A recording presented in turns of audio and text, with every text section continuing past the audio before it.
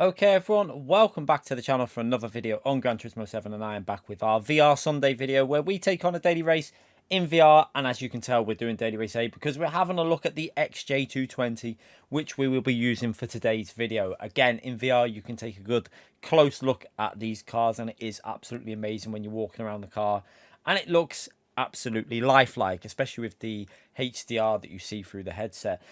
Obviously in VR you get to see every single little bit of detail that PD have put into this game, including in the engine bay where you can literally see everything in the engine. It's absolutely incredible what they do with this game. This VR really does emphasize the level of detail that goes into every single car on Gran Turismo 7, and including the interiors. And yes, that is a tape deck. For those younger people watching, you might not even know what that is, but a lot of cars used to come with a tape deck in them. I used to have a car with a tape deck, and yeah, it was how we used to listen to music in the cars for you younger generation. But yeah, the interior of this Jaguar XJ220, not particularly amazing. It's quite old-fashioned, I have to be honest. It's very strange as well to have a handbrake on the right-hand side.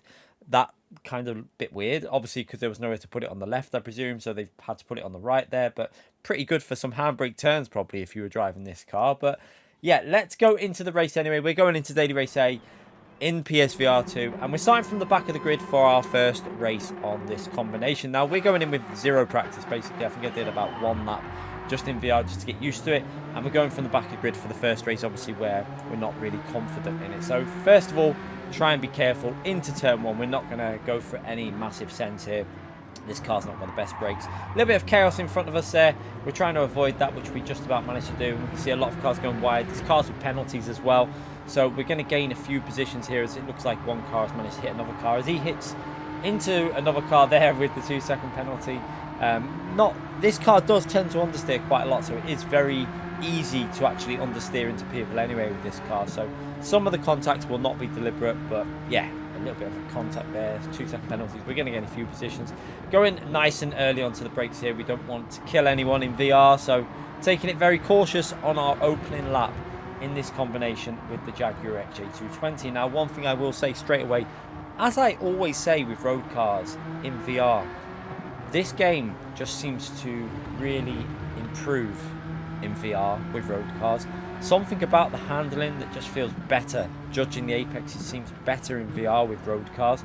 Now, obviously with race cars, I still feel more confident in 2D for lap time, but I really feel like there's potential with road cars when driving from the cockpit view in VR. It feels absolutely brilliant. It's just a shame that visually, obviously you watching, it's a little bit jerky. There's nothing we can do about that really. It's just, we don't really see that. When you're in VR, that's not what you're seeing. So remember, if you're thinking about buying PSVR 2, when you see this jerkiness that goes on, you don't see that. Your eyes stabilize that, and it all looks very smooth, and it just looks lifelike. So bear that in mind when you're watching these videos in VR. That's not what you're going to see on the actual VR headset. So going into the bus stop chicane, one thing I will say again, seemed really good through the bus stop chicane in VR. This car in front goes a little bit wide there. We're going to take advantage of that, go up the inside. He was ghosted anyway, and we're up into P8 in this race. Now we're going to take a nice tight line through this corner, gradually feed that throttle in. You've got to be careful you don't run wide and pick up a penalty on the exit there, because it does understeer. Like I say, the Jaguar XJ220,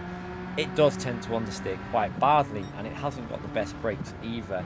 But you can see we're currently on lap 3, and we're getting close to P7 now as we work our way into the final corner, which again is a corner you have to be very careful that you don't get on the throttle too early, because if you hit the wall or run wide there, you can pick up a penalty very easily. So again, P7 going over to the right hand side, trying to break that slipstream, go a little bit defensive.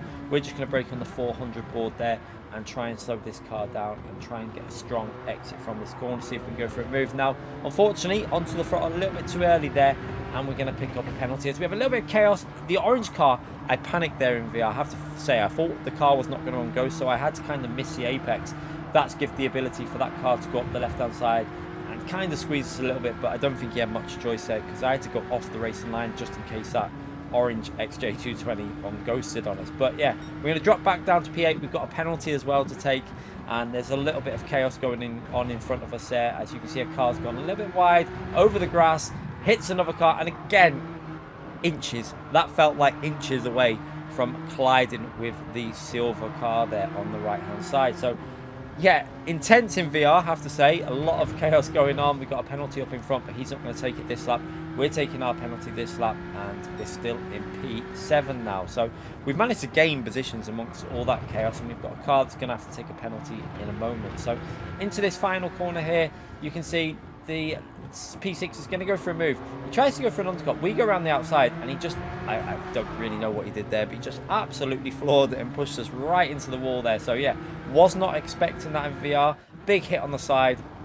But as we come through to the bus stop chicane, we can see that the British driver is going to go for a move there. It already looks like that P5 has cut the corner and give himself a penalty, which he does. 1 second penalty for the silver XJ220. However, we're going to try and go around the outside now. However, that's not going to work. And you can see it doesn't really matter though, because he's going to have to take a penalty. And we're going to go past that car with the penalty that he's just served. So up into P6, we're going to skip a little bit further ahead. And we're going to see that P5 also is going to take his penalty, and that's going to automatically promote me up to P5. So not a bad race for our first race in this PSVR2 with this combination, and we're going to keep this position. You can see there we're coming up to the final lap now, and yeah, we did not get challenged all the way up to the end of this first race. However, we are going to go again and do another race. You can see here finishing the first one off in P5, so gained a few positions. I think we gained 6 places from the back there with the first try in the VR on this combination. But we're going to go again, set a lap time this time, not particularly great lap time, just started to try and get the feel of the car, pushing it a little bit more and put ourselves up to P2. But we get a really strong start from the standing start this time and push ourselves straight up to P1. However, keep your eye on that mirror. You might not see it fully, but as we see there, just on the corner of the mirror, we get a big punt into turn 1. Luckily, the game did recognise that we got punted, so I could go all the way wide, try not to hit the barrier, rejoin, and we're going to have a bit of dirty tyres. But luckily for me, no penalty. So the game actually worked for a change with the penalty system, understanding that we got hit into that corner. We have seen it a few times where it doesn't work and you still get a penalty. And now we're on the main straight. See, because we've obviously had to take a little bit less speed with the dirty tyres, we're on a challenge from the right hand side, but we're going to brake as late as we can, just about hold on to that P2, going over the curb, very close to a penalty there. But we've got a bit of a gap now to P1, the car that did punt us off into turn 1. It would have been nice if that car would have just lifted and let us back through maybe, but you can see they're trying to push on up front. But we'll see when we come a little bit closer to them in a second if they're going to fight this or if they're going to, you know, be rather a little bit generous with the overtake. So fast forwarding our way through these corners now, and you can see we're getting a little bit closer onto the straight. And again, it seems like the bus stop chicane is where I found that I could really push in VR. Felt a lot easier to judge where the barrier was because you can see it coming. So I really enjoyed this section of the track, I have to say, in the PSVR2. And we can see we've caught right up to P1 there. We gained a massive chunk of time and started to get a little bit closer now in this VR. And actually starting to feel a little bit more confident in this Jaguar XJ220. It feels, although it's understeery, I keep saying this with road cars, you seem to be able to predict the understeer a little bit more predictable. It seems a bit more predictable in how it's going to do it. When you're in VR, you can feel it happening, and it just feels nicer to drive. I have to be honest with you, these road cars feel better in VR and more enjoyable. You might not be faster, because we did manage to get, I think, a few 1 minute 15 laps in VR, non-VR content. We didn't really take this race too seriously, racing from the back. This is our first proper race from the front, so don't really know what our pace would be like if we were to go from the front on non-VR. It could be a lot stronger, but yeah, we're not far off. You can see there we're into the 16s, and we're putting pressure on P1 here. We're getting right up behind him as he's gone a little bit wide there, but he's managed to get on the throttle quite well, and we're going to try and push our way up into the slipstream and see if we can go for a move on P1. So into the braking zone again. Can we go for a move? This is a section where it felt really strong. See, much later on the brakes than P1. And now into this right-hand corner. Can we sneak a little move up the inside? Runs a little bit wide. I don't think he fought this too hard.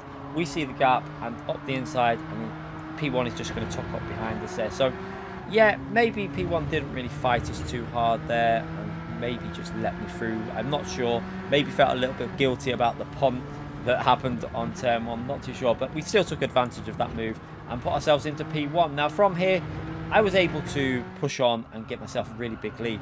And you can see I'm about to start the final lap, because I'm going to go to this lap to show you. We managed to hook up a nice lap. I started to really push it, start to understand how the car feels on this second race.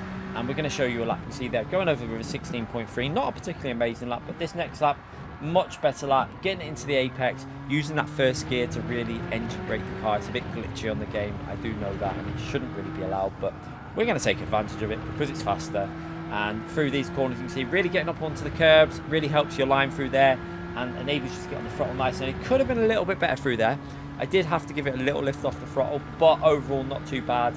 And then into the bus stop chicane, which again we're going to try and really send it through this corner. So again, you can see getting right up to the barrier on the right hand side, almost perfect through there. That felt brilliant, I have to say, using the curves perfectly, holding this inside line now for this right hand corner, and then gradually feeding that throttle in, feeling the understeer, and coming out of that corner in third gear. Absolutely perfect through there as well, really nicely done. And now into this final sector, which we're going to use a little white line on the floor as a braking reference. I brake just before that and try and go down second gear, then back onto the throttle as early as you can. Use the curb on the right hand side and then swing it back into this final corner. Try and get up to the curb so you can get onto that throttle as early as possible. And we power our way all the way to the finishing line with a pretty decent 1 minute 15.8 in VR. I have to say I was pretty impressed with that for my first proper go from the front of the grid. Felt really good. But yeah, hopefully you enjoyed this video. Make sure you subscribe to the channel, hit the like button if you enjoyed it, and I'll be back with more of these videos in the future. Every single Sunday is VR Sunday, so get subscribed. See you all soon. Bye everyone.